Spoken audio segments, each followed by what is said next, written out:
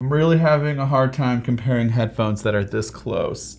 The Beats Studio Buds have been out for nearly a month now, and there have been a lot of reviews out there from people saying that they are incredible and that they are better than AirPods Pro. And then there are some people that are saying that they're all right, but they probably wouldn't choose the Studio Buds over AirPods Pro. And for me, well, I fall somewhere in the middle. So let me explain. For $149, you're getting a set of true wireless earbuds that look and sound great.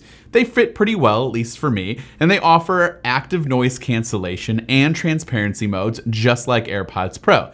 And they have that instant pairing feature that I really love, and it sounds all great on paper. Pretty much AirPods Pro, but at a much cheaper price tag. So what's not to like? Well, it's not all that cut and dry. Let's start with comfort. Compared to the AirPods Pro, these just have a way better fit in the ear. It creates a much better seal. It's a bit more snug and it's certainly not going to fall out, but because of this, it's the reason why I find the AirPods Pro just a bit more comfortable. I feel like they're made for my ears, and it's really strange how much they fit me just perfectly. Nothing is as comfortable for long listening sessions for music and watching media. Now, this is not a knock on the Studio Buds. They are comfortable, but after a long period of time, and just because of how far they are inside of my ear, it does start to hurt a lot faster than AirPods Pro. I will say that the seal is probably what helps with the ANC, on top of the technology that Apple implements in order to help block out the outside noise as much as possible. I honestly can't tell a huge difference, if at all, between each pair for ANC. Now, transparency seems slightly better on the AirPods Pro, but again, not a huge difference. In terms of playback controls, these are pretty much as limited as AirPods Pro. You cannot control volume unless you ask Siri. You can skip or play pause tracks, and that's really it. You can also toggle the other earbud to be able to control Siri if you want to. I'm glad that this button is a physical button rather than a touch surface, but there is a catch to that. Every time I press that button in for that physical click, I feel like I'm pushing that earbud further into my ear, which makes it hurt even more. Instant pairing is available and it works just as you would imagine. However, one of the biggest things missing here is the H1 chip. And so that means that having the iCloud sync or auto switching between other Apple devices is not going to happen. Now, quick note about the charging case before I talk about that pairing again. It's slightly bigger than AirPods Pro. It has a snappy lid. However, there is no little lip here, so it's not as easy to flip open with one finger, but it does have that satisfying snap shut.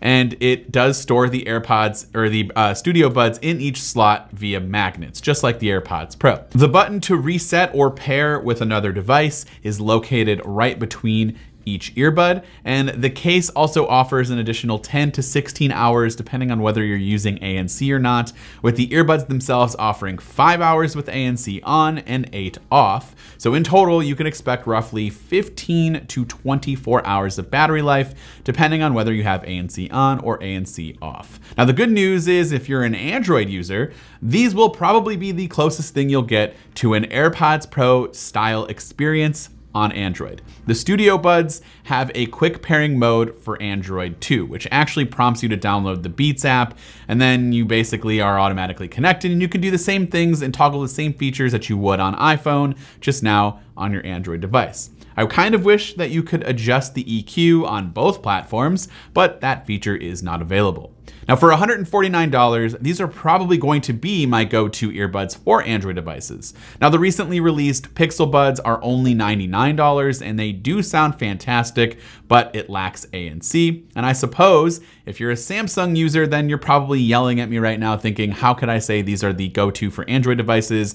And if you're invested in that ecosystem, then yeah, the Galaxy Buds Pro would probably be the better option. But for me, I personally like the sound profile of these more. They're similar to AirPods Pro, and they offer enough features that I would want. Now, sound quality is very good. I want to say this right now, I'm not an audiophile. I don't even know what makes people an audiophile. I feel like that's something you categorize yourself. But I do listen to a lot of music, and I've tested a bunch of headphones and true wireless earbuds over the last few years. Now, with that said, the difference to me between AirPods Pro and these Beats Studio Buds is minimal. I mean, there's definitely a difference in sound profile, well. And I am not just playing into the old Beats have more bass stereotype that they used to have back in the day, but they literally do have more low end. There's a warmer sound profile compared to the AirPods Pro. And I've always said in just about every video in which I mention the AirPods Pro that I do prefer that more natural profile compared to some others. But I don't think there's a real difference in overall sound quality. It still sounds just as good,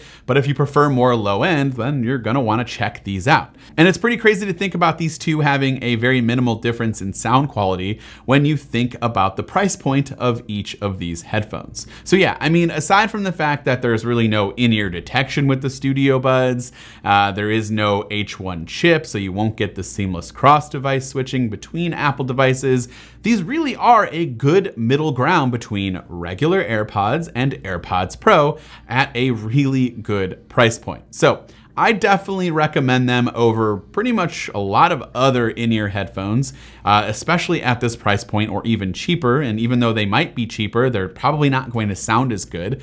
But it's really hard for me to say that if you want to spend that extra money, or you can get the AirPods Pro at like $179 to $199, where I've frequently seen them on sale, I can't really choose the Studio Buds over the AirPods Pro. But these are still very good. And of course, I would love to know what you think of the Studio Buds against the AirPods Pro or other headphones in the comments down below. This has been Dan with Mac Rumors. Thanks so much for watching, and I hope to see you around in the next video.